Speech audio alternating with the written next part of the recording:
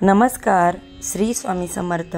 मी शर्मिला माझ्या या यूट्यूब चॅनलमध्ये माझ्या सगळ्या गोड ताईंचं, मैत्रिणींचं आणि स्वामी भक्तांचं तसेच माझ्या सगळ्या यूट्यूब फॅमिलीचं अगदी मनापासून स्वागत करते।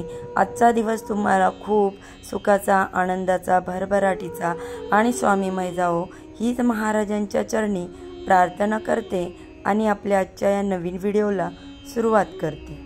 येत्या 21 सप्टेंबरला म्हणजेच रविवारी आलेली आहे सर्व पितरी अमावस्या।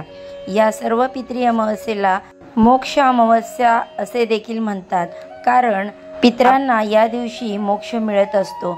सर्व पितरी अमावस्येच्या दिवशी ज्ञात आणि अज्ञात पितरांचे श्राद्ध करण्याचा जो दिवस असतो तो हा असतो आणि ज्यांचा मृत्यूची तारीख कोणाला माहीत नसेल, काही कारणाने पितृपक्षामध्ये श्राद्ध करणे राहून गेलं असेल, तर अशा सर्वांचं श्राद्ध जे आहे ते सर्व पितरी अमावस्येच्या दिवशी केलं जातं। या दिवशी केलेले श्राद्ध, तर्पण, पिंडदान यामुळे पूर्वज प्रसन्न होतात आणि त्यांचे आशीर्वाद कुटुंबाला मिळत असतात, ज्यामुळे घरामध्ये आनंद, सुख, शांती, समृद्धी येत असते।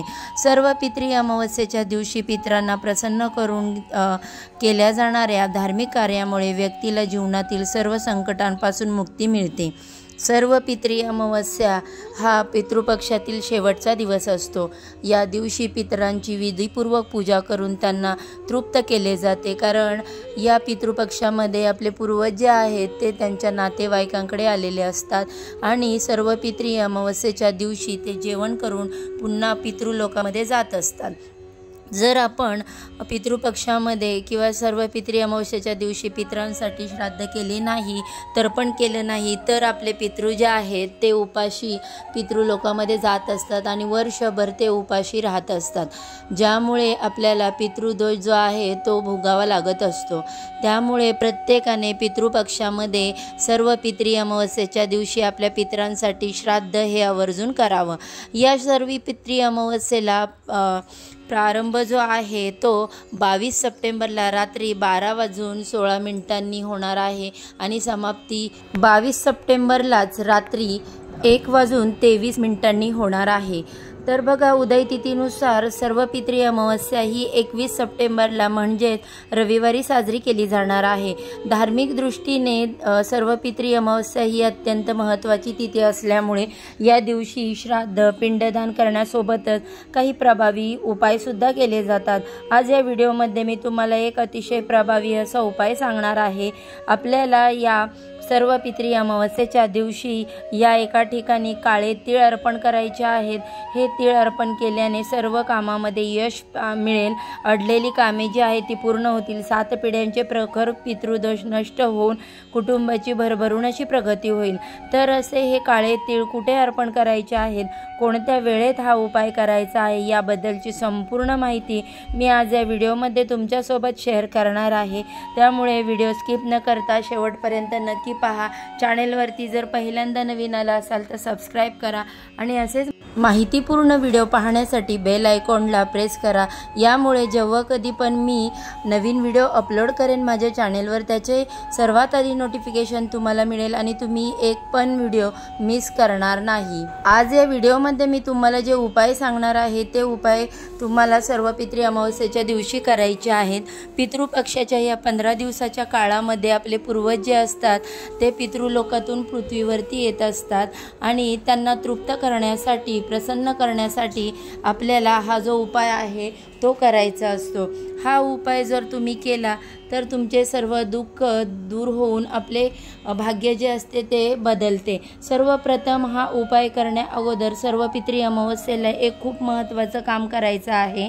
तर पहा, जर पितृपक्षामध्ये या तिथीनुसार तुमच्याकडून जर पितरांचं श्राद्ध केलं गेलं नसेल, तर तुम्हाला सर्व पितरी अमावस्येला पितरांसाठी श्राद्ध हे आवर्जून करायचं आहे। तुम्ही काहीच नाही केलं तरी चालेल, फक्त थोडासा दहीभात जो आहे तो बनवायचा आणि हा दहीभात तुम्हाला कावळ्याला, कुत्र्याला, पक्ष्यांना खाऊ घालायचा आहे। एवढं तुम्ही केलं तरीही तुमचे पूर्वज जे आहेत ते तुमच्यावरती प्रसन्न होत असतात। जरी तुमचे सासू सासरे हयात असतील तरी तुम्हाला हा उपाय करायचा आहे, कारण पितृदोष हा एका पिढीचा नाही तर 3 पिढ्यांचा पितृदोष आपल्याला लागत असतो आणि त्यामुळे आपल्याला जे पूर्वज जे आहेत ते प्रसन्न करण्यासाठी, त्यांचे आशीर्वाद घेण्यासाठी हे आवर्जून प्रत्येकाने पितृपक्षामध्ये नाही शक्य झालं तर सर्व पितृ अमावस्येच्या दिवशी हा उपाय करायचा आहे आवर्जून। आणि त्यानंतर तुम्हाला काळ्या तिळाचा जो उपाय आहे तो करायचा आहे, किंवा आपल्या हातून किंवा आपल्या वडीलधाऱ्यांकडून पितरांसाठी काही सेवा घडत नसेल तर आपल्याला अनेक समस्यांचा सामना करावा लागतो, ज्यामध्ये आर्थिक समस्या या खूप जास्त येत असतात। आपण जिथे 1 रुपया कमवतो तिथे 100 रुपये आपले खर्च होत असतात। तर अशी स्थिती तुमच्या घरात असेल तर 100% तुमच्या घराला पितृदोष लागलेला आहे। कोणत्याही कामाला सुरुवात केली आणि त्या कामामध्ये अपयश येतं, कोणतेही काम निर्विघ्नपणे पार पडत नाही। घरातील मुलं बाळं जे आहेत ते त्यांच्या आयुष्यामध्ये सतत अडचणी येत असतात पितृदोषामुळे। घरात मुलं असतील तर सतत चिडचिड करतात, हट्टीपणा करतात, उद्धटपणाने बोलतात, मुलं सतत आजारी पडत असतात, किंवा लग्नाच्या वयाची जी मुलं असतात त्यांचे विवाहयोग जुळून येत नाहीत, भरपूर शिकलेले असतात परंतु मनासारखी नोकरी मिळत नाही, यासारख्या समस्यासुद्धा पितृदोषांमुळेच येत असतात। तसेच घरामध्ये सतत आजारपण असतं, एक व्यक्ती आजारी पडते ती बरी होत नाही तोपर्यंत दुसरी व्यक्ती आजारी पडते आणि घरात आलेला पैसा हा आजारपणामध्येच निघून जातो, किंवा घरामध्ये सतत छोट्या छोट्या गोष्टीवरून वाद विवाद, क्लेश, भांडणं होत असतात, घरामध्ये शांतता राहत नाही। तर ही सगळी पितृदोषाची लक्षणं आहेत आणि यापैकी कोणतीही घटना जर तुमच्या घरामध्ये घडत असेल तर तुम्ही हा उपाय जो आहे तो आवर्जून करायचा आहे। कारण बघा, जो उपाय मी तुम्हाला सांगणार आहे तो फक्त आपण पितृपक्षामध्ये सर्व पितृ अमावस्येच्या दिवशीच करू शकतो। पितृपक्षामध्ये काळ्या तिळाला अनन्यसाधारण महत्त्व दिलं गेलेलं आहे, कारण बघा तिळाचा उपयोग जो आहे तो जन्म, विवाह आणि मृत्यू या 3 संस्कारांमध्ये केला जातो। तिळामध्ये शुद्धीकरण आणि सुरक्षा हा गुणधर्म खूप जास्त असतो। तिळाचा संबंध हा शनिदेवांशी सुद्धा आहे, त्यामुळे पितरांना प्रसन्न करण्यासाठी मुख्य वस्तू आहे ती म्हणजे काळे तीळ। धर्मशास्त्रानुसार असे मानले जाते की काळे तीळ हे पितरांचा आहार मानला जातो, त्यामुळे तुम्ही जर सर्व पितृ अमावस्येला या काळ्या तिळांचा उपाय केला तर नक्कीच तुमच्या जीवनातील सर्व समस्या आहेत त्या दूर होतील। हा उपाय करण्यासाठी तुम्हाला सर्व पितृ अमावस्येच्या दिवशी लवकर उठायचं आहे। अंघोळीच्या पाण्यामध्ये चिमूटभर काळे तीळ आवर्जून टाकायचे आहेत। यानंतर स्वच्छ स्नान करून झाल्यानंतर स्वच्छ कपडे परिधान करायचे आहेत। यानंतर एक तांब्याचा लोटा घ्यायचा, तांब्याचा नसेल तर स्टीलचा घेतला तरी चालेल, त्यामध्ये शुद्ध पिण्याचं पाणी भरायचं आहे, एक पांढरं फूल टाकायचं आहे आणि 1 चमचाभर तुम्हाला काळे तीळ टाकायचे आहेत। जर तुमच्याकडे गंगाजल असेल तर थोडंसं गंगाजल देखील टाकायचं आहे, नसेल तर हरकत नाही। आणि तो लोटा घेऊन तुम्हाला तुमच्या घराच्या बाहेर जायचं आहे। घराच्या बाहेर गेल्यानंतर जी दक्षिण दिशा आहे त्या दक्षिण दिशेला दोन्ही हातांनी हे जल जे आहे ते अर्पण करायचं आहे। दक्षिण दिशा ही यमाची दिशा, पितरांची दिशा मानली जाते। जेव्हा आपण हे जल दक्षिण दिशेला अर्पण करत असतो तेव्हा पितृ, यमराज हे दोन्हीही प्रसन्न होत असतात। जेव्हा यमराज प्रसन्न होतात तेव्हा आपल्या पितरांवरती ते अन्याय जो आहे ते कमी करत असतात, त्यामुळे पितरांच्या वेदना ज्या आहेत त्या सुद्धा कमी होत असतात। मृत्यूनंतर आपला प्रवास जो आहे तो थांबत नसतो, तो सुरूच असतो।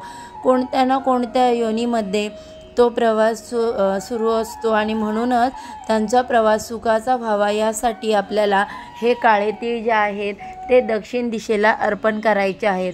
जेव्हा हे काळे तीळ अर्पण करतो तेव्हा आपले पितृ जे आहेत ते सुद्धा प्रसन्न होतात आपले, आणि देवी देवतांपेक्षाही पितरांचा आशीर्वाद जो आहे तो अतिशय आपल्याला महत्त्वाचं आहे, आपल्यावरती असणं महत्त्वाचं आहे। ज्या घरावरती पितृ नाराज असतात त्या घरामध्ये तुम्ही कितीही देवांची सेवा उपासना केली तरी देवी देवता हे प्रसन्न होत नाहीत। म्हणून पितृंना प्रसन्न करण्यासाठी बघा सगळ्यात पहिल्यांदा पितृंना प्रसन्न करावं आणि जर पितृ प्रसन्न असतील तर देवी देवता प्रसन्न होतात। म्हणून हे काळे तीळ जे आहेत ते आवर्जून सर्व पितृ अमावस्येच्या दिवशी दक्षिण दिशेला अर्पण करायचे आहेत। त्याचबरोबर बघा पुढचा एक उपायसुद्धा तुम्हाला करायचा आहे। जर तुमच्या घराच्या आजूबाजूला पिंपळ वृक्ष असेल, छोटं असेल मोठं असेल तर कोणताही वृक्ष असेल तर त्या वृक्षाखाली तुम्हाला काळे तीळ अर्पण करायचे आहेत आवर्जून, कारण या वृक्षामध्ये भगवान विष्णू आणि माता लक्ष्मी यांच्यासोबतच आपले पितृसुद्धा निवास करत असतात। हे पितरांचे स्थान मानले जाते आणि पिंपळ वृक्ष हे सर्वश्रेष्ठ आणि पवित्र वृक्ष मानले जाते। म्हणून तुम्हाला या सर्व पितृ अमावस्येच्या दिवशी दिवसभरामध्ये जेव्हा केव्हा शक्य होईल तेव्हा 1 लोटा जल घ्यायचा आहे, त्यामध्ये चमच्याभर काळे तीळ टाकायचे आहेत, फुलांच्या पाकळ्या टाकायच्या आहेत, थोडंसं लाल चंदन टाकायचं आहे, 1 गुळाचा खडा टाकायचा आहे आणि 1 मोहरीच्या तेलाचा दिवा जो तुम्हाला घ्यायचा आहे, त्याच्यामध्ये दुहेरी कापसाची वात लावा, मोहरीचे तेल घाला आणि हे जल आणि तेलाचा दिवा घेऊन तुम्हाला पिंपळ वृक्षाजवळ जायचं, तिथे हा दिवा प्रज्वलित करायचा, त्या दिव्यामध्ये चिमूटभर काळे तीळ आवर्जून घालायचे आणि हे जेल तुम्हाला पिंपळ वृक्षाला अर्पण करायचं आहे। अर्पण करताना ओम पितृदेवताय नमः या मंत्राचा जप तुम्हाला करायचा आहे आणि दोन्ही हात जोडून पितरांचं स्मरण करायचं आहे। तुमच्या पितरांच्या नावे तुम्हाला माहीत असतील तर ती नावं घ्यायची असतील आणि नसेल माहीत तर ओम पितृदेवताय नमः या मंत्राचा जप करायचा आणि त्यांची क्षमा याचना करायची आणि त्यांचा आशीर्वाद तुम्हाला घ्यायचा आहे। उपाय करत असताना तुमचा हात चुकूनही पिंपळ वृक्षाला लागणार नाही, तुमचा स्पर्श पिंपळ वृक्षाला होणार नाही याची काळजी घ्यायची आहे, कारण पितृपक्षामध्ये पिंपळ वृक्षाला स्पर्श करू नये असं म्हटलं जातं। फक्त शनिवारी पिंपळ वृक्षाला स्पर्श केला जातो, म्हणून हा उपाय तुम्हाला पिंपळ वृक्षाला स्पर्श न करता करायचा आहे। तर बघा आता हा उपाय कोण करू शकतं, तर बघा घरामध्ये जो कर्ता पुरुष आहे त्या कर्त्या पुरुषाने हा उपाय केले ते अतिशय उत्तम आहेत। त्याला शक्य नसेल तर घरातील स्त्रियांनी सुद्धा हे उपाय केले तरी चालेल। आता जर तुमचे आईवडील हयात नाहीत, मग घरामध्ये 2 भाऊ आहेत, दोघंही भावांनी हे उपाय जे आहेत ते करायचे आहेत, कारण बघा आपल्या वडिलांची आईवडिलांची संपत्ती जी आहे ती दोघांनाही भेटलेली असते, त्यामुळे हे पितृंचे उपाय जे आहे दोघांना करायचं, असं नाही की मोठा आहे मग मोठ्यांनीच करा। तर घरातील लहान भावांनी सुद्धा हा उपाय करू नका असं अजिबात नाही, दोन्ही भावांनी हे उपाय करायचे आहेत, कारण बघा पितृदोष जो आहे तो फक्त एकालाच नाही तर दोघांनाही लागत असतो।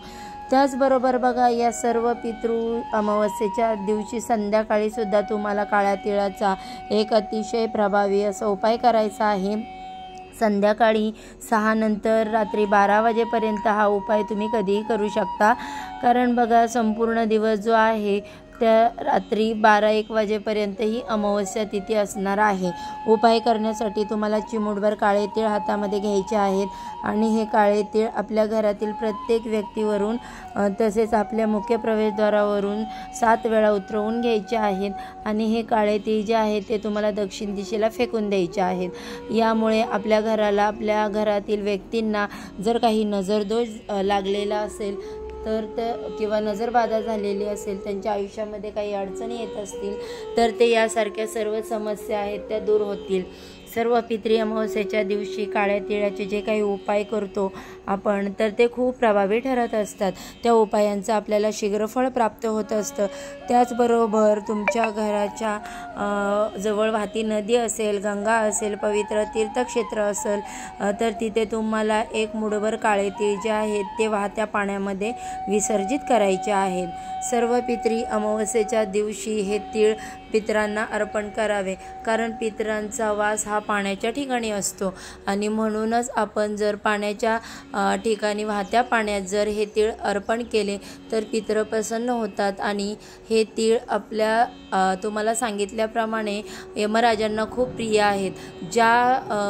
ज्या पितरांना यमाच्या घरामध्ये किंवा यमाच्या दरबारामध्ये त्रास होत असतो त्या पितरांना यापासून कमी त्रास होतो आणि त्यामुळे पितृ भरभरून आशीर्वाद देत असतात।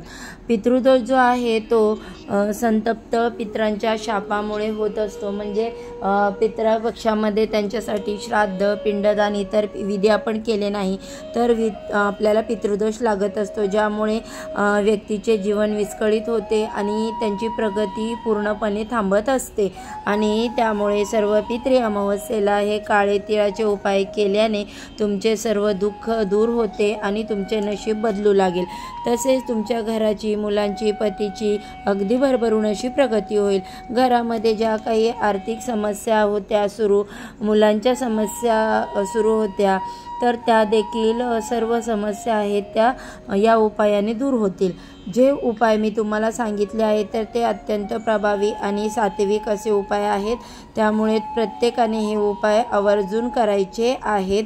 आणि बघा प्रत्येक घरामध्ये हे उपाय केलेच गेले पाहिजेत। व्हिडिओ जर तुम्हाला आवडला असेल तर लाईक करा, चॅनलवर नवीन असेल तर सबस्क्राईब करा आणि हा व्हिडिओ तुमच्या परिवारांसोबत मित्रांसोबत जास्तीत जास्त शेअर करा।